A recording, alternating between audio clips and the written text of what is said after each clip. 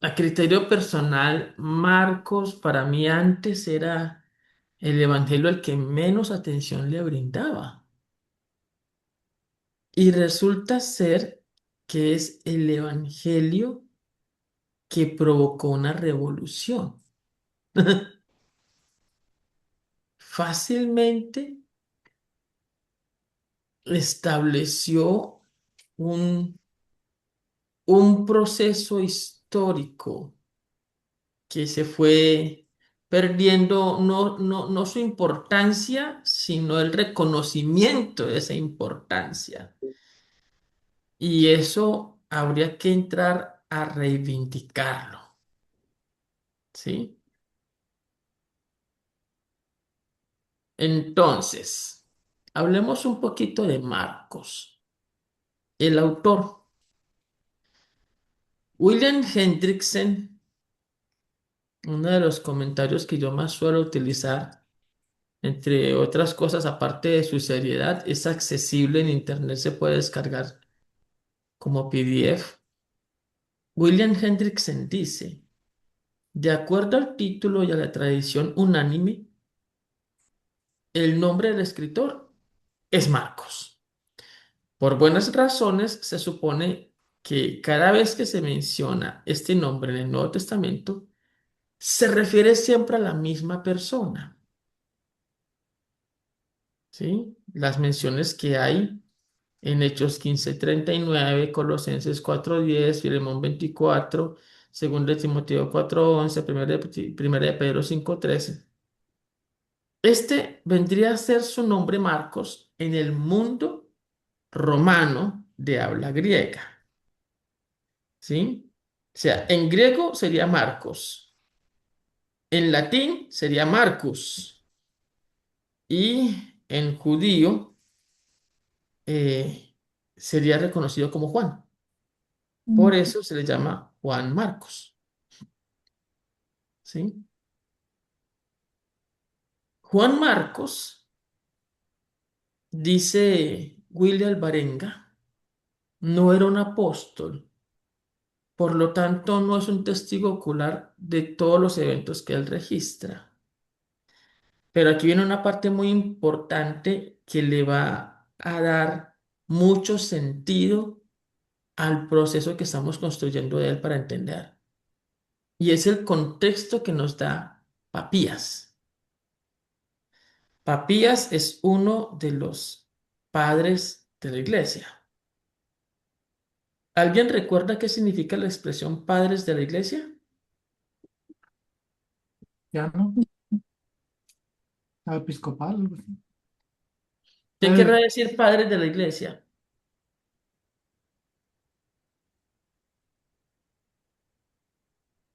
un Los anciano, un impulsores, pastor. ¿Cómo? ¿Un anciano? No, no es, si eran ancianos, pero no. los impulsores del primer siglo, pastor. Le dio el palo, Ya vio en el internet. le dio el palo. No es el primer siglo, el segundo. Lo vimos en clase de historia de la iglesia. Ujú. No en Los internet, padres de la pastora, por iglesia, favor. los padres de la iglesia son, en su orden, discípulos de los apóstoles o discípulos de los apóstoles. ¿Sí? Cualquiera de los dos escenarios todavía entran en ese ámbito conocido como los padres de la iglesia, ese periodo de tiempo que en la historia de la iglesia se le llama patrística, ¿sí? Entonces, o son discípulos de los apóstoles, hubo una época en la que alguien que haya tenido contacto directo con los apóstoles tenía autoridad, y mucha. Si se forman los pies de Pedro, de Juan, o del apóstol que fuera, cualquiera de los 12 apóstoles, o incluyendo a Pablo, si se formó a los pies de ellos, tenía autoridad, ¿sí? Pero luego, esa autoridad tenía también mucha fuerza en el sentido de que Los discípulos de estos también gozaban de mucho prestigio. Papías es una de esas personas importantes. Él Yes. escribe más o menos en el año 140. Papías. Papías posiblemente fue discípulo de Juan, ¿sí? Y entonces, de Papías, o Papias, algunos llaman Papias, de Papías habla Eusebio. Y Eusebio, que escribe un tratado relatando la historia de la iglesia, va a decir lo siguiente. El presbítero decía esto, el presbítero es Papias.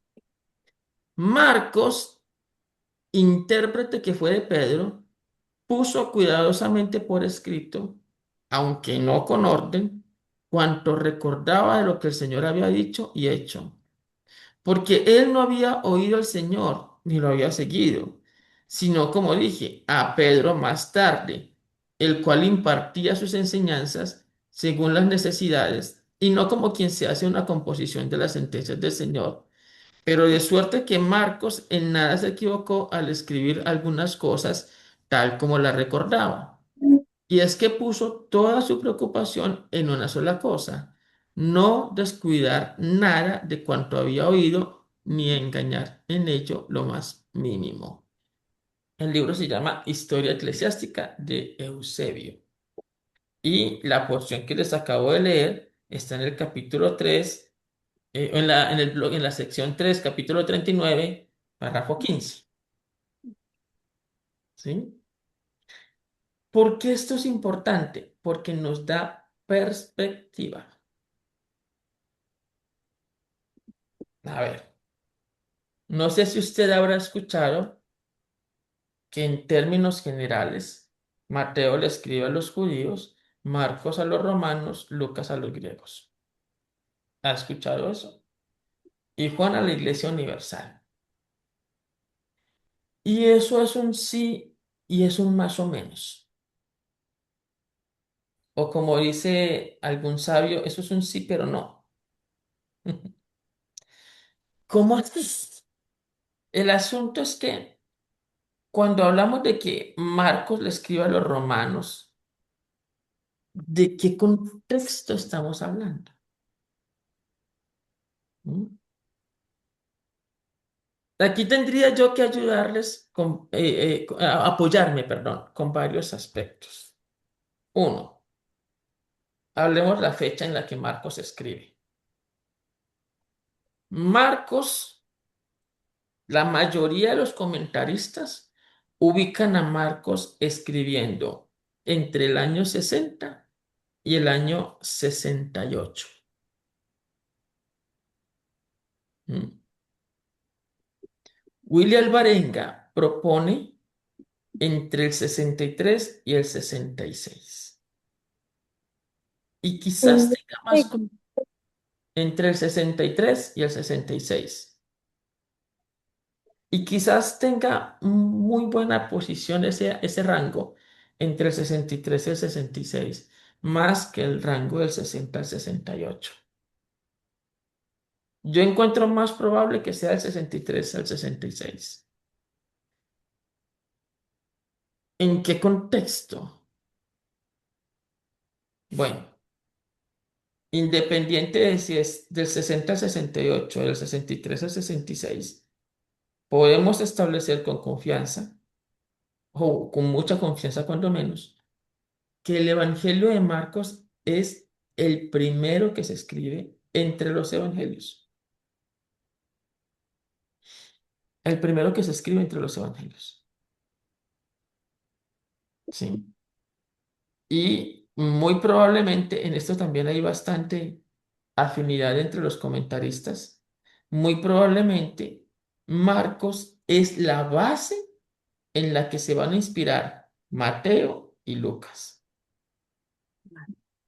No deja de ser muy curioso que Mateo, siendo testigo ocular, se respalde en Marcos. Pero no es tan raro si entendemos que Marcos está escribiendo a partir de Pedro. ¿sí? Que Marcos aparentemente lo que hace es tomar lo que Pedro ha venido enseñando y convertirlo en un texto. Bien, ¿cuál sería el contexto en el que escribe Marcos? Y entonces, claro, llegamos al punto en el que Marcos le escribe a los romanos. Pero ¿cómo así que a los romanos? Aquí está la parte interesante. ¿Cómo llega Marcos a contacto con los romanos? Y por intermedio de Papías, que lo acabamos de leer, encontramos a Marcos ejerciendo una función sobre el año 60. ¿De qué función estamos hablando? Marcos, intérprete de Pedro. Entonces encontramos que Marcos parece ser que habla latín en contraste con Pedro que no lo habla, sino latín griego, ¿sí? Que era el lenguaje universal. En contraste con Pedro que no. Me parece extraño que Pedro no hable griego, porque en Galilea, un territorio en el cual los pescadores posiblemente dominaban, no dominaban, lo hablaban rústicamente, pero lo hablaban, se defendían. Ahora, si a esto vamos, entonces quizás también le da sentido que Marcos interpreta a Pedro, porque aunque él entiende el griego, pues no lo habla con un dominio apropiado. El caso es que Marcos está en Roma en el año 60, allende a la época en la que Pedro llega en condición de capturado próximo a la muerte. ¿Me hago entender? Estamos hablando de la época en la que está iniciando la primera persecución sistemática de la iglesia. Ahí comienza a tejerse la importancia histórica de Marcos. Javier Picasa, o Xavier, que no escribe con J sino con X, plantea que posiblemente Marcos va a escribir en Roma, en principio porque se da una necesidad espiritual muy compleja. Mi hermano Ben, Yo tengo una pregunta. Usted está diciendo que Marcos es el primer evangelio, porque yo estaba estudiando y decía que Mateo, yo leí que Mateo decía que Mateo era el primer evangelio. Aquí lo tengo en este libro, donde dice eso, pero no estoy, a lo mejor no estoy agarrando la lección. va a ser difícil soportar esa afirmación de que Mateo es el primer evangelio. Muy difícil. Porque Mateo aparenta tomar gran parte de lo que Marcos dice. Mateo y Lucas dan claras señales de que adoptan gran parte del mensaje de Marcos. Entonces se hace difícil sostener que Mateo haya escrito primero. La semana pasada les conversaba a ustedes que Mateo probablemente escribe sobre el año 70. ¿Mm? Y si ustedes hacen un análisis, gran parte del contenido de Mateo está en Marcos, pero también del contenido de Lucas está en Marcos. Entonces eso hace muy difícil sostener la versión de un Mateo más temprano a Marcos. Y como les estoy compartiendo, Picasa está planteando no solo algunas razones, sino también un contexto muy interesante. Primero, ¿por qué hablamos de que Marcos le escribe a los romanos? Bueno, hay razones. Una de ellas, el uso que encontramos en Marcos de latinismos. Por ejemplo, en Marcos se ve la palabra centurión, denario, pretorio, cuadrante, que son latinismos. Como nosotros tenemos anglicanismos, en esa época había latinismos. Luego, encontramos explicación en el Evangelio de Marcos de costumbres judías. A diferencia del Evangelio de Mateo, escrito para judíos, Marcos se detiene a traducir palabras arameas, explicar tradiciones que que un romano desconocería. Traduce expresiones como talita cumi o corbán. Explica detalladamente por qué los fariseos se lavaban las manos ritualmente antes de comer, ¿sí? Luego tenía un estilo rápido, directo y enfocado en la acción. La mentalidad romana de la época era práctica, militar, orientada a conseguir el logro. El estilo de Marcos se adapta perfectamente a este perfil. Es un evangelio breve, es el más breve, pero su ritmo es acelerado. Usa constantemente la palabra inmediatamente o enseguida para conectar los hechos. Se enfoca más en el poder, la autoridad y los milagros de Jesús que en sus extensos discursos. ¿Sí?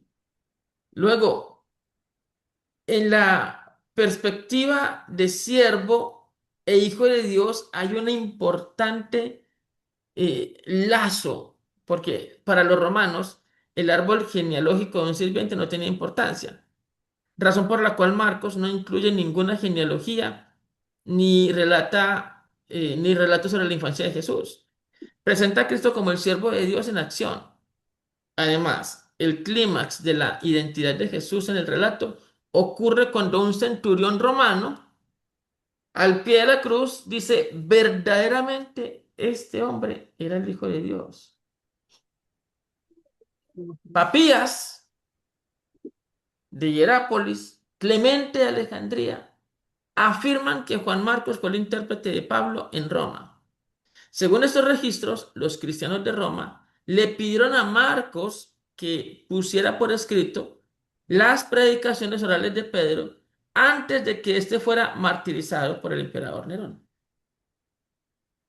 Así que el escenario en el que Marcos está escribiendo es un escenario para reconfortar el corazón de los creyentes, comenzando en la iglesia en Roma que está viendo un golpe tan fuerte como lo es el martirio de Pedro. Porque Pedro, quizás el líder histórico durante muchos años había sido Santiago, pero Pedro siempre fue el referente. Y ahora está allí en Roma a puertas de ser crucificado y los creyentes se encontraban debatiéndose entre permanecer en pie o desmoralizarse. Así que Marcos escribe para fortalecer la fe en medio de la persecución de Nerón. Escribe para preservar el testimonio de Pedro. Cuando Pedro fue martirizado y ejecutado en Roma, bajo el mando de Nerón, la comunidad cristiana romana sintió la urgente necesidad de tener un registro escrito y permanente de las enseñanzas del apóstol. Marcos asume esta tarea de plasmar de forma escrita la predicación oral de Pedro para que no se pierda. Así que Marcos sí le está escribiendo a los romanos, pero su objetivo inicial, quizás central, es la iglesia en Roma. Iglesia que necesita ser fortalecida. Y allí surge una cosa bien interesante, porque hasta la fecha, si estamos en lo correcto, hasta la fecha no hay evangelios.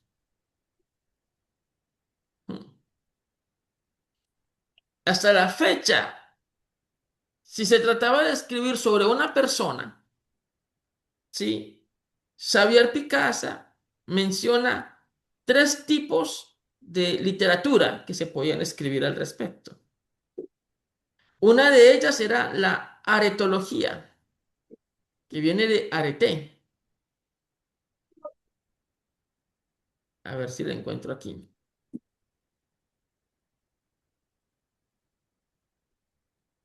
Aquí está. Permítame un momentito. Ayudémonos.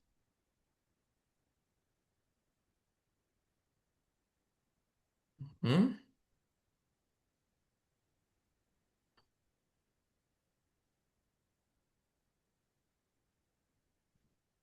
¿Qué están viendo ustedes?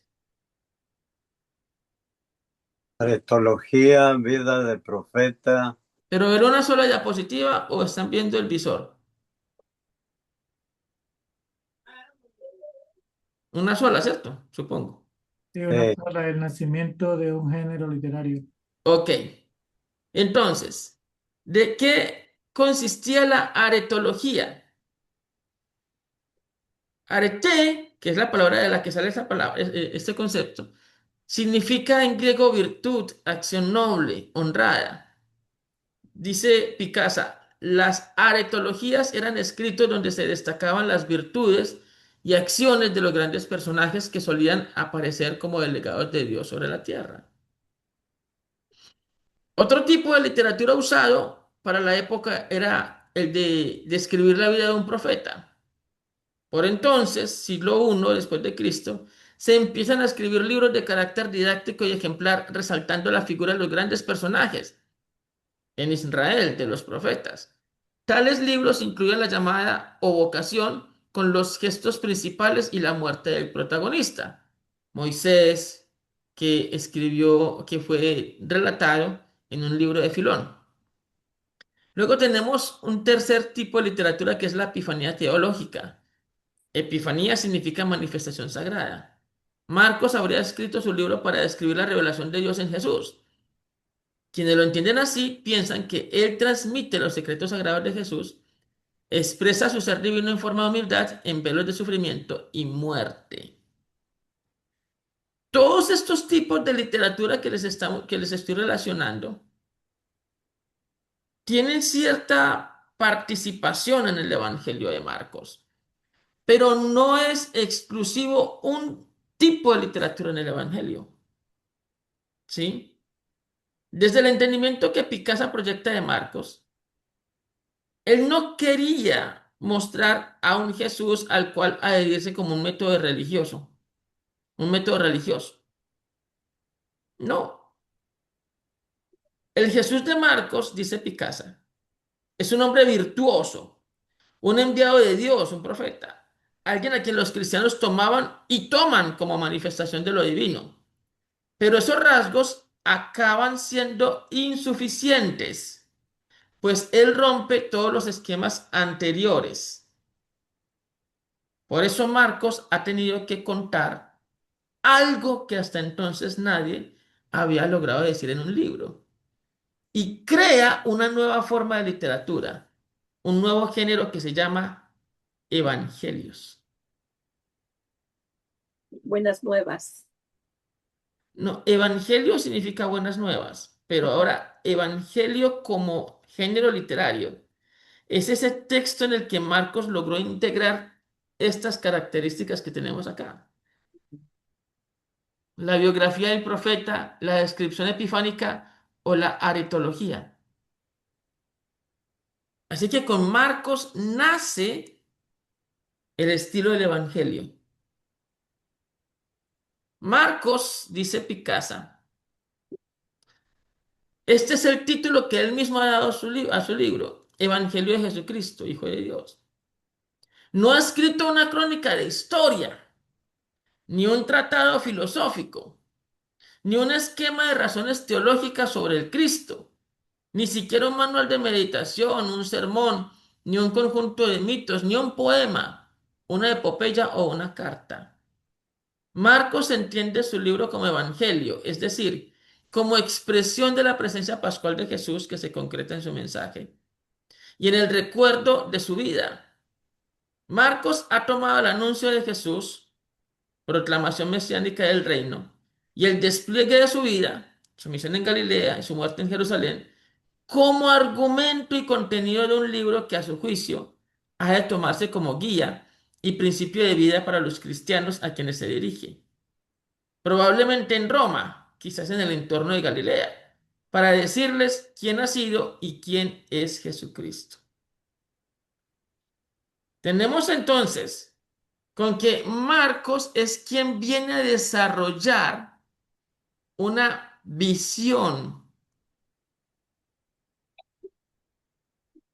una visión de lo que es una forma de presentar a Jesús.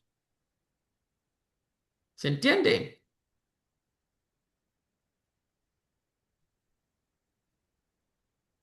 ¿Sí podemos entender eso, no? ¿Qué les parece? Mi hermano Benjamín, ¿usted qué está leyendo allí? Cuénteme, ¿qué piensa? Sí, estaba buscando otras referencias y sí, sí, y dice lo que usted dijo, que, que los otros evangelios usaron a Marcos para desarrollar su libro. Y creo que el libro que estaba viendo, creo que está muy viejo y creo que ya, ya lo aclararon o no sé, porque los otros dicen otra cosa, ya. Uno se confunde viendo a Marcos como el evangelio más corto, pero resulta, y como lo muestra Willer Barenga, y me encanta esa perspectiva, pudiese yo reconstruir un ambiente a partir de allí. Marcos escribió un libro que ocasionó un impacto espiritual y social tan poderoso en la iglesia de entonces, que Mateo, siendo testigo ocular, acudió a este libro para sostenerse en él. Lucas, siendo compañero inseparable de Pablo, acude a este libro para sostenerse en él.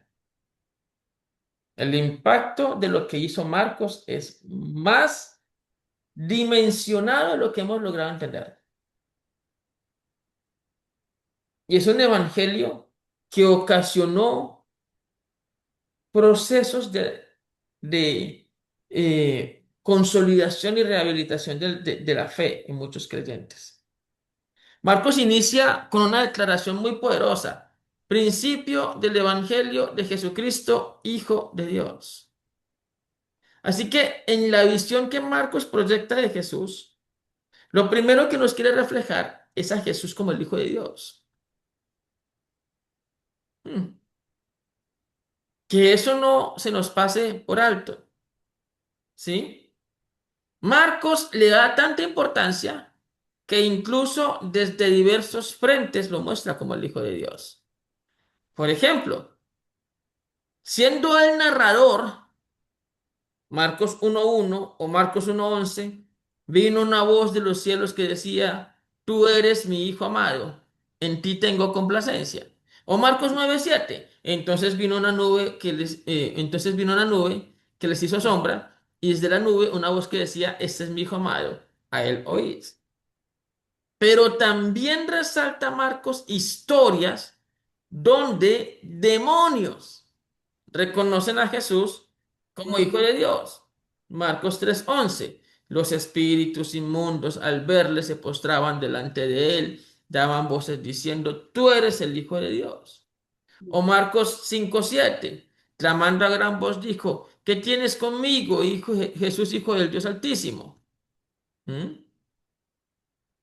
Luego pone una conversación interesante en la confesión ante las autoridades religiosas. Marcos 14:61-62. El sumo sacerdote le volvió a preguntar y le dijo: ¿eres tú el Cristo, el Hijo del bendito? Y Jesús le dijo: yo soy.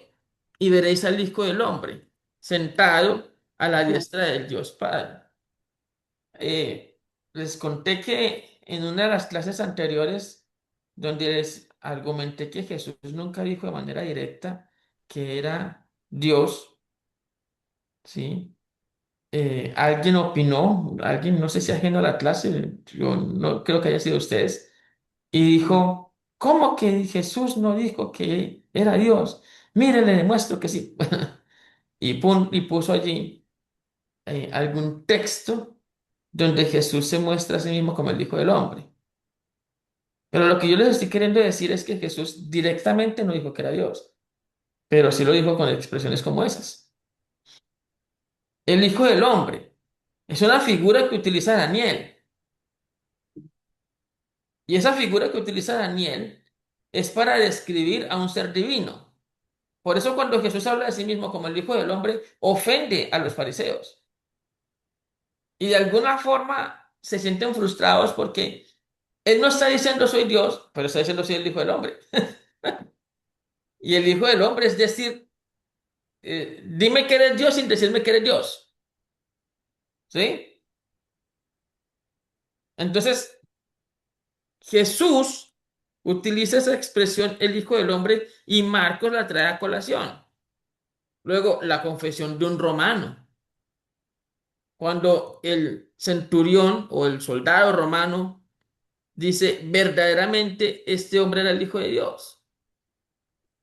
¿Mm?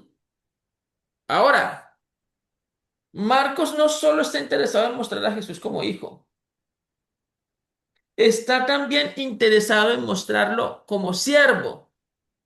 Qué combinación tan llamativa.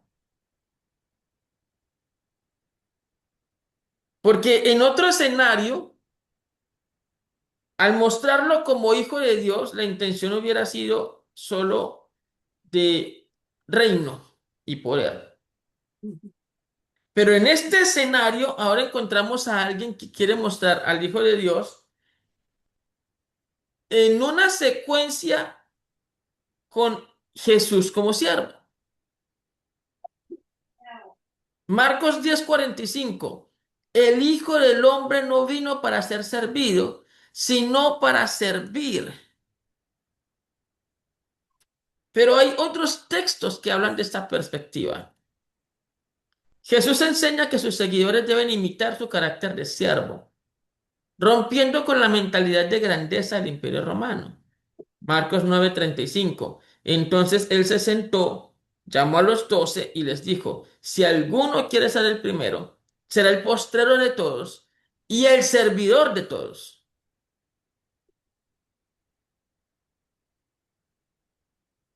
El reino de los cielos no funciona como funcionaban los reinos o como funcionan todavía los gobiernos. El líder no está para ser servido. Y este ejemplo viene del más alto nivel posible de ilustrar. El Hijo de Dios no vino para ser servido, vino a servir. Esto es imposible de evadir. Marcos 10:43-44. Pero no será así entre ustedes. El que quiera hacerse grande entre ustedes será su servidor. Y el que de ustedes quiera ser el primero será siervo de todos. Una intencionalidad a mostrar el servicio como un eje central en el desarrollo de la perspectiva de reino que Cristo nos quiere traer. Su humildad y obediencia reflejado en su conocimiento previo a lo que había de padecer. Jesús, en la perspectiva que Marcos nos muestra, entiende y sabe cuál es el destino que debe enfrentar. ¿Sí? Comprende la situación. Y lo que va a hacer es reflejar una altísima disposición de obediencia.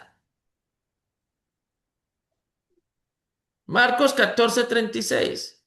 Y decía, Abba Padre, todas las cosas son posibles para ti. Aparta de mí esta copa, mas no lo que yo quiero, sino lo que tú. Marcos 8:31. y comenzó a enseñarles que le era necesario al Hijo del Hombre padecer mucho y ser desechado por los ancianos. Marcos 9:31. El Hijo del Hombre será entregado en manos de hombres y le matarán. Marcos 10:33 al 34. Le condenarán a muerte y le entregarán a los gentiles y le escarnecerán, le azotarán y escupirán en él y le matarán. A ver, no sé si usted está diciendo o pensando, pero eso también lo dice Mateo, o eso también lo dice Lucas. Recordemos, lo más probable es que el primer evangelio fue Marcos. Lo más probable es que el que está planteando una perspectiva aquí es Marcos. El que está con una intencionalidad muy clara de hacia qué está apuntando es Marcos. Y Marcos, cuando trae estas escenas, las trae bajo una intencionalidad de mostrar a Jesús como siervo. Lo ha mostrado como hijo, pero también lo quiere mostrar como siervo. Y note que Mateo puede también mostrar algunas de estas referencias, pero la intencionalidad de Mateo es mostrar a Jesús como rey. Marcos como siervo. Lo reconoce como el Hijo de Dios.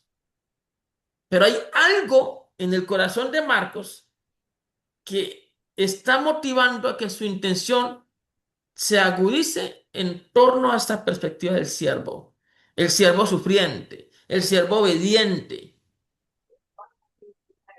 Primero, ese siervo es el Hijo de Dios. No, no está de más entender que Marco le está escribiendo a una comunidad que se está exponiendo a morir, que se está exponiendo a ser crucificada, martirizada,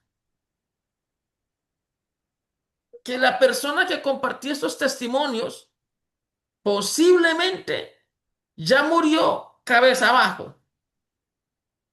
¿Se entiende lo que acabo de decir, cierto o no? ¿O alguien no me entendió? Sí, Estoy hablando de Pedro. sí. Ujú. Y estoy hablando de que según la tradición, el libro de los mártires, Pedro elige morir crucificado, pero hacia abajo, Sí. cabeza abajo. Y este escenario debió haber sido muy difícil de presenciar para muchos creyentes. Muy difícil. Debió haber representado un conflicto espiritual muy fuerte. Pero encontramos a Marcos ahora reuniendo las palabras de Pedro y direccionándolas hacia un punto en el que necesito que la iglesia comprenda este tema de la muerte, porque el Hijo de Dios, siendo el Hijo de Dios, decidió obedecer. El Hijo de Dios, siendo el Hijo de Dios, decidió servir. Y su servicio fue entregar su vida. Ujú. Es un efecto impresionante lo que ocasiona Marcos con su escrito. Poderosísimo. En Marcos, Jesús revela su grandeza sirviendo. Y ahora le está hablando a una iglesia que está atemorizada, muy posiblemente atemorizada. Que está tensionada, muy posiblemente tensionada. Es posible que las discusiones que presenció Pablo por allá en el 62, en el 52, perdón, ya esas discusiones pasaron a otro plano, porque ahorita aquí el tema es que nos van a matar. Y ahora la iglesia en Roma, que logró superar todas esas divisiones, ahora se enfrenta a cómo sostenemos nuestra fe en medio de un acto de injusticia, porque Nerón culpa a los cristianos de un incendio que ellos no provocaron.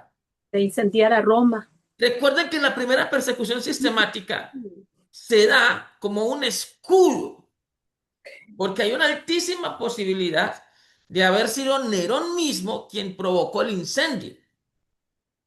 Pero cuando ve a toda la ciudad envalentonada contra aquel o aquello que ocasionó el incendio, Nerón culpa a los cristianos.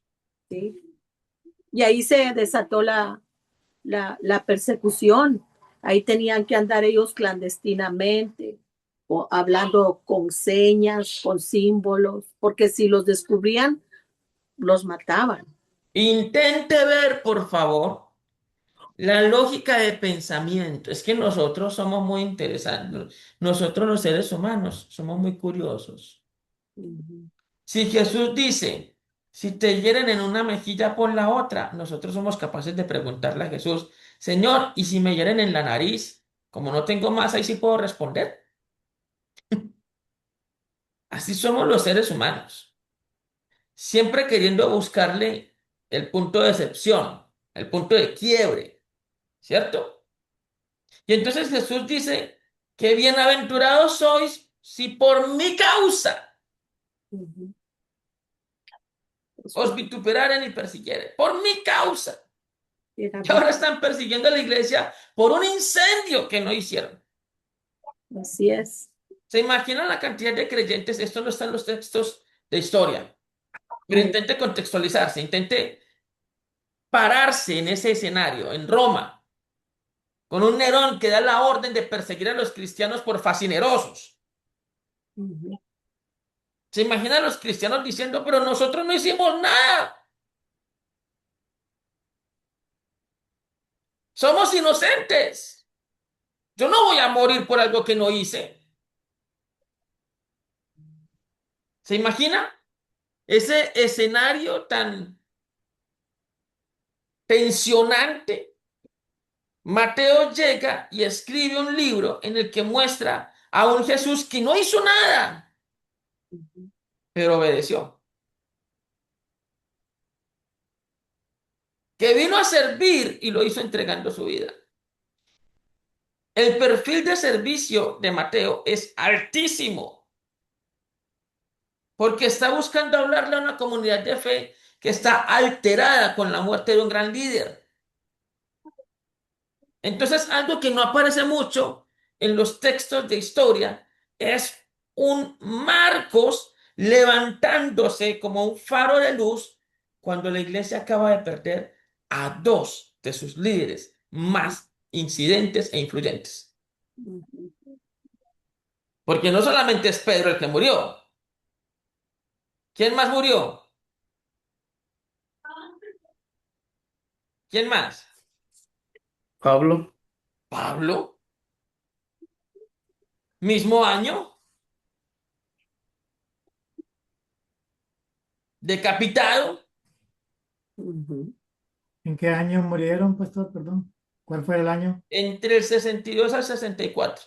Ya. Y ahí mero fue cuando se desató la persecución, pero porque habían quemado a Roma y creyeron que habían sido los cristianos. Pero usted no mire a Nerón. Usted mira el creyente promedio que está ahí en Roma, Ujú. que acaba de ver la pérdida violenta de dos de sus más grandes líderes, del hombre que les había escrito para calmarlos unos años atrás.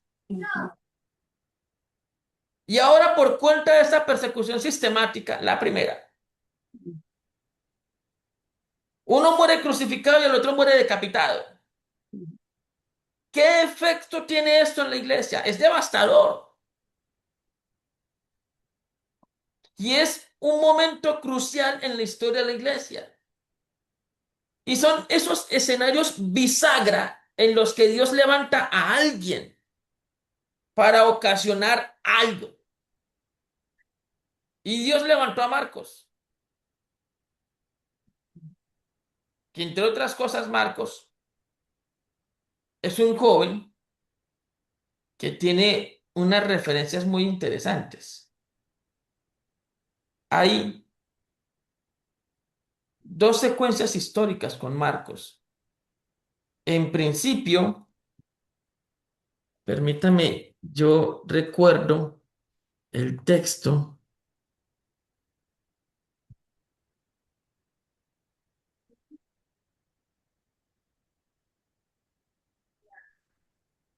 Creo que está en Marcos 14.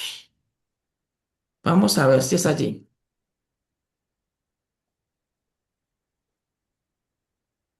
Sí, ahí es. Marcos 14:51, por favor. Cierto joven le seguía, cubierto el cuerpo con una sábana, y le prendieron. Mas él, dejando la sábana, huyó desnudo.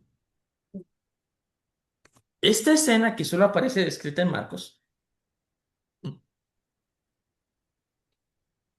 y que parece como desconectada de todo, no pocos comentaristas han percibido, han sospechado.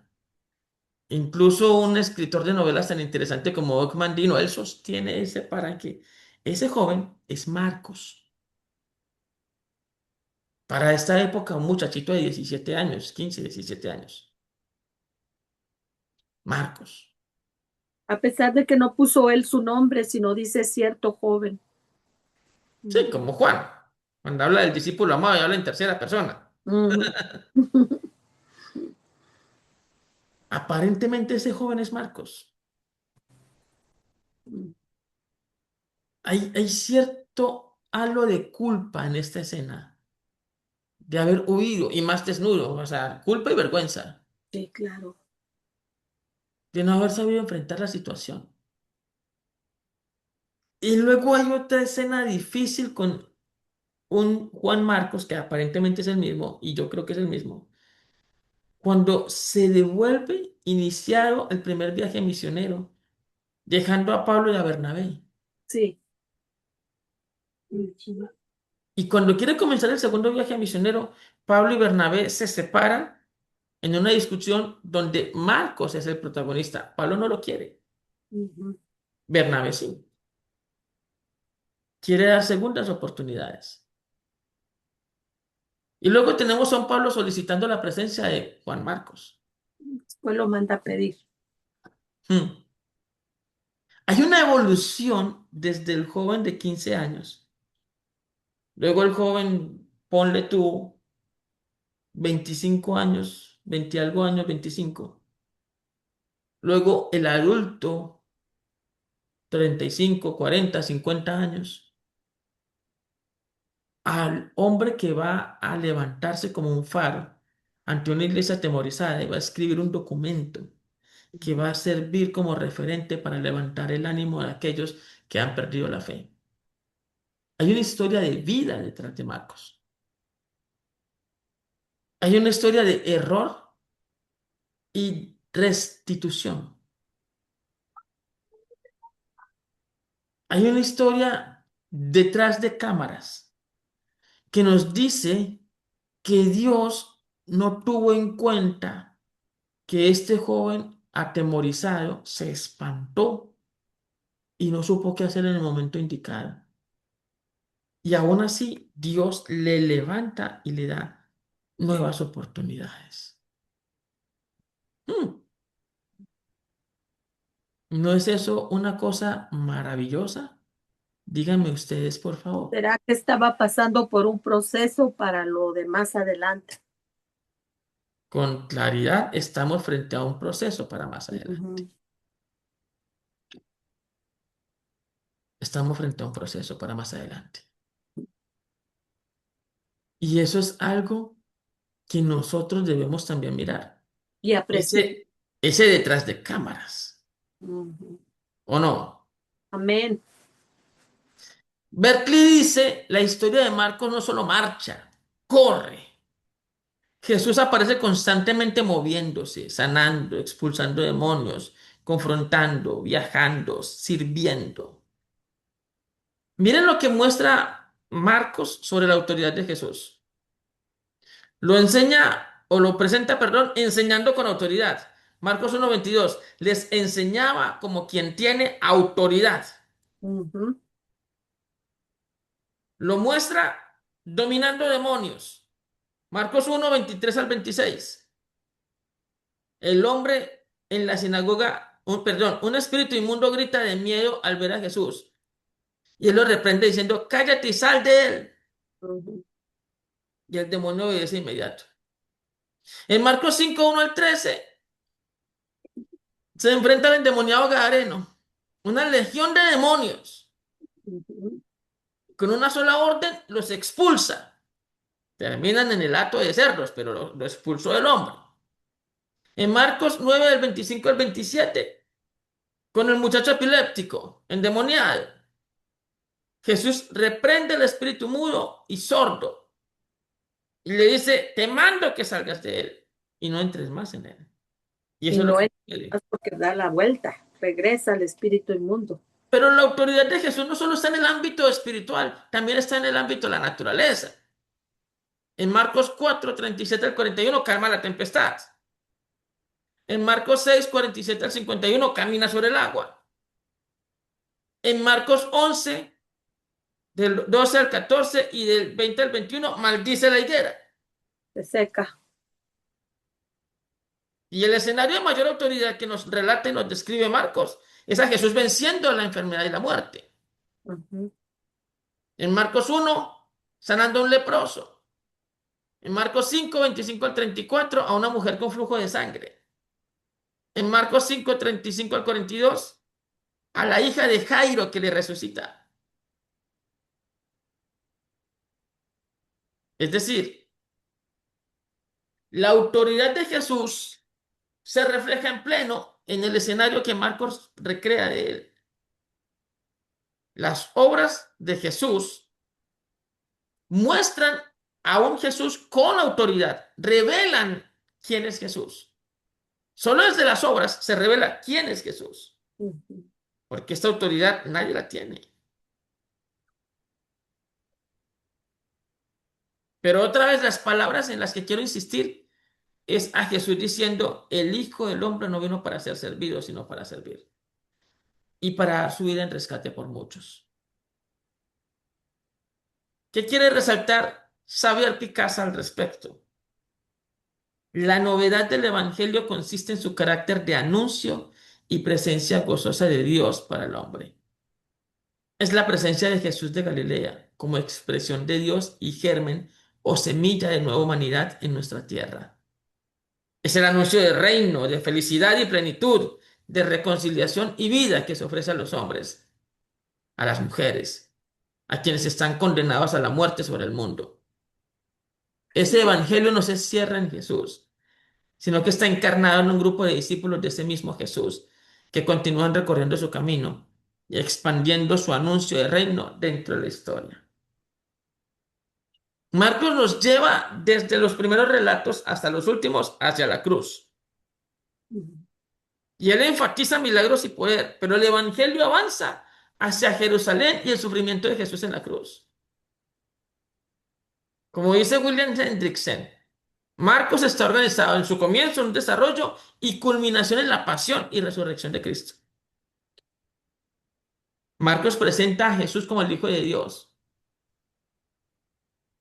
revela la gloria de Dios y lo hace a través del servicio, la autoridad, la entrega, llamando a sus líderes, a sus discípulos, perdón, a seguir el camino de la cruz. Marcos presenta un modelo de liderazgo que hoy en día todavía no es el más usado, lamentablemente. El modelo de liderazgo de Jesús es en función del servir al otro. Hoy en día seguimos viendo que muchísimos líderes, su modelo de liderazgo es sírvanme, extiéndanme alfombra, atiéndanme. En Marcos la cruz no es un accidente, es el centro. Como la vocación de servicio no es un accidente, es central también. ¿Qué les parece la perspectiva de Marcos? Les escucho con atención. Creo que fue un buen ejemplo para seguir.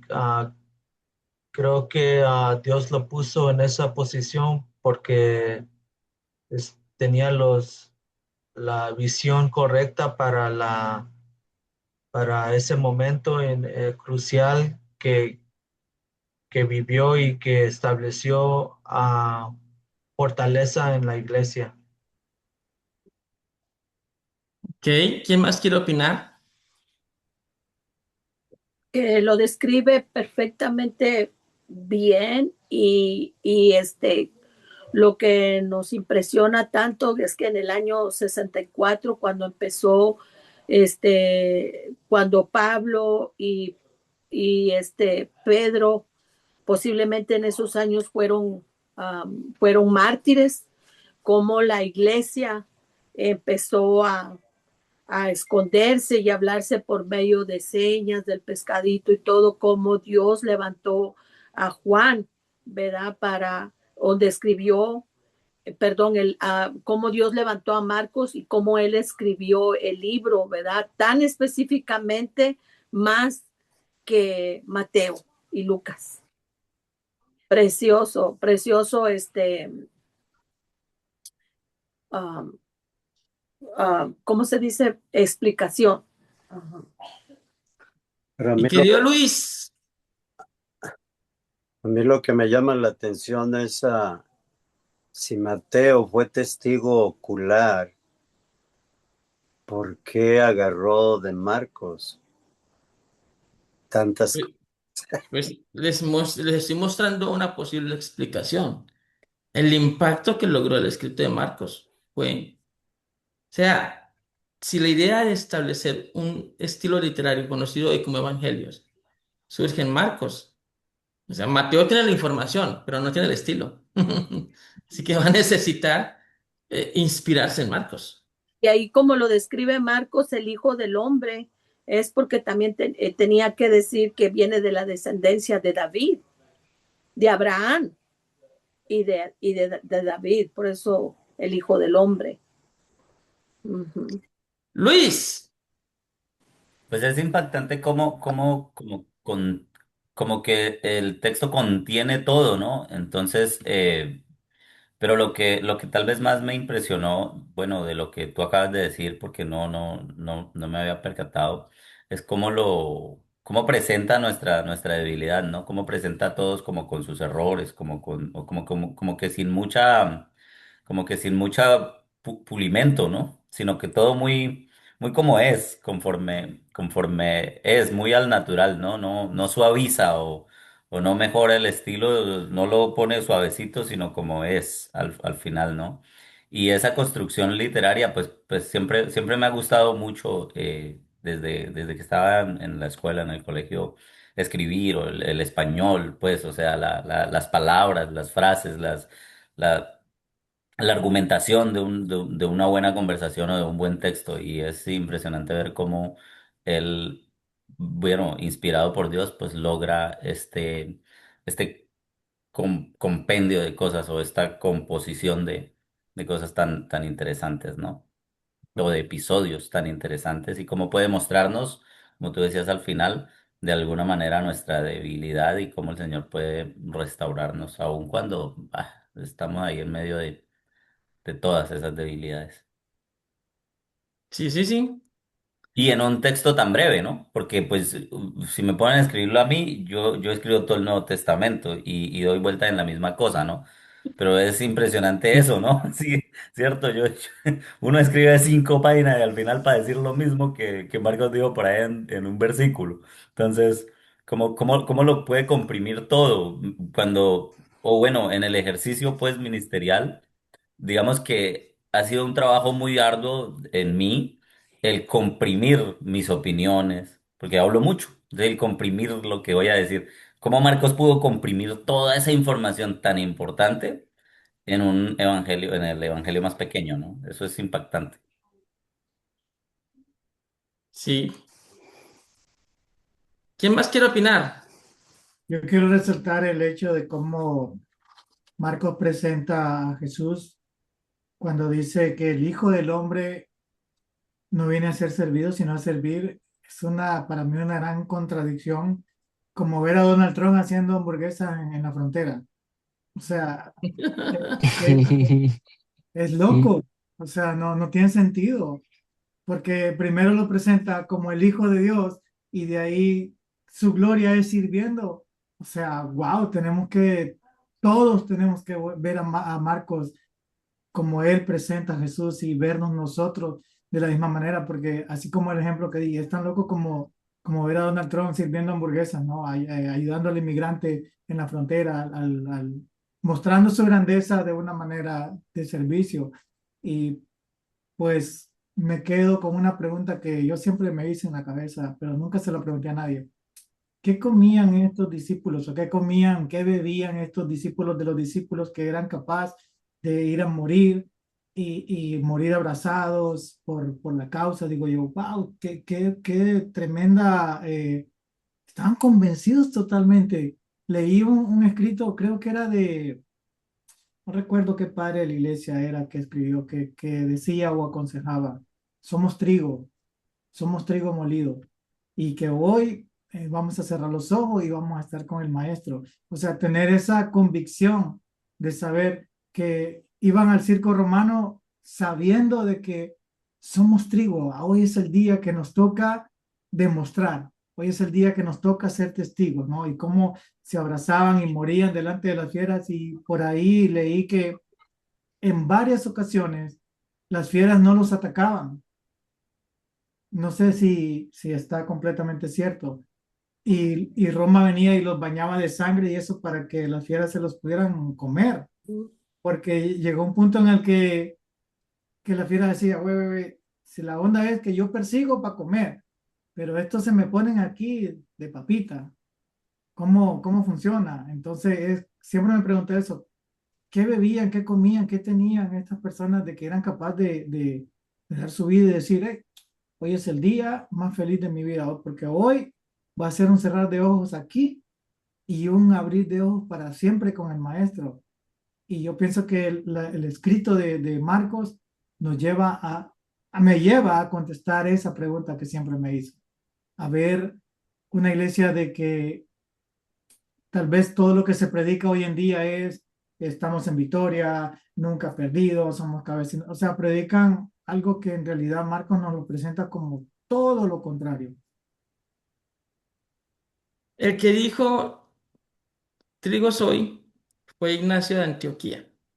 Por ahí sabía de que uno de ellos había sido. Dijo, trigo soy de Dios y he de ser molido por los dientes de las fieras para llegar a ser pan limpio de Cristo.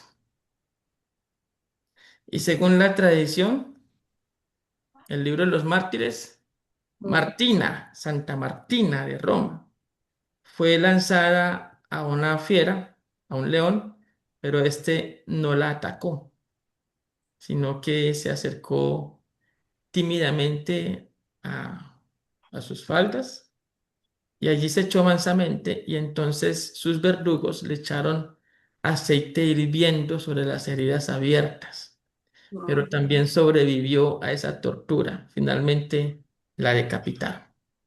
Ah, Jesús. bueno, no estaba muy lejos entonces lo que yo había leído. Mm. Pastor, perdón por la interrupción.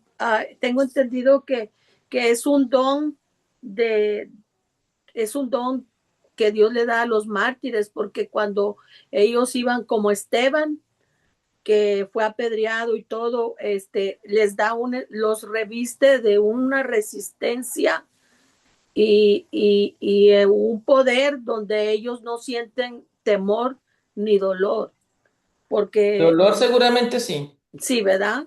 Pero les da un poder de resistencia. Pero pero este ese vio la poder gloria de nos Dios. lo dio a todos. Mm, Todos tenemos esa posibilidad dado el momento en que queramos pararnos en ese escenario. aleluya. Porque no sé Muy bien. si han Ajá. escuchado la historia de Pastor King, que predicaba en las alcantarillas, no sé si en Corea o en China. Está bien impactante. Pero con respecto a Esteban pudo ver la gloria de Dios en vida. Al Y hijo de eso, y eso claro, sé que le tuvo que haber llenado de fuerza, bueno, de fuerza interna, ¿no? Muy bien, amado. Les he compartido literatura del Evangelio de Marcos. Literatura que tiene muy buen nivel. Xavier Picasa es uno de los autores, comentaristas y eruditos bíblicos más conocidos de la época actual. También Willis Barenga, también William Hendrickson. Son textos que tienen contenido muy serio, aunque algunos no sean tan pentecostales, ¿cierto? Pero hay que valorar la seriedad con la que escriben y de allí podremos sacar elementos. Consérvenlo en su biblioteca, no los borren, descárguenlos y los van a usar para el presente taller, ¿correcto? Pastor, qué opina usted del libro de las catacumbas? Que, Me parece un libro serio. que dice que ellos Los hicieron mártires de las catatumbas. debajo de Roma, hicieron Sí, cuevas y allí vivieron por mucho tiempo y allí enterraron a mártires. Los, correcto. Allí están enterrados, de hecho. ahí están, ¿verdad, pastor? Ujú. No son la misma. Bien, entonces les acabo de compartir el taller que ya expresa directamente qué objetivos busco, no solo con la clase, sino el tema pedagógico general. Mm. Quiero que se contextualicen lo que estoy buscando en cada escrito para que sepan a qué estoy apuntando. Me parece mucho más pedagógico que les muestre qué es lo que estoy queriendo construir en ustedes. ¿Sí? Entonces el taller tiene esa información. ¿Ok? Yo ya armé los grupos porque como siempre andamos pensando que con quién, yo ya los armé. Así que apenas abra los grupos, usted por favor, diríjase a ellos. ¿Hay alguna pregunta? Bueno, entonces vayan felices y raudos a trabajar.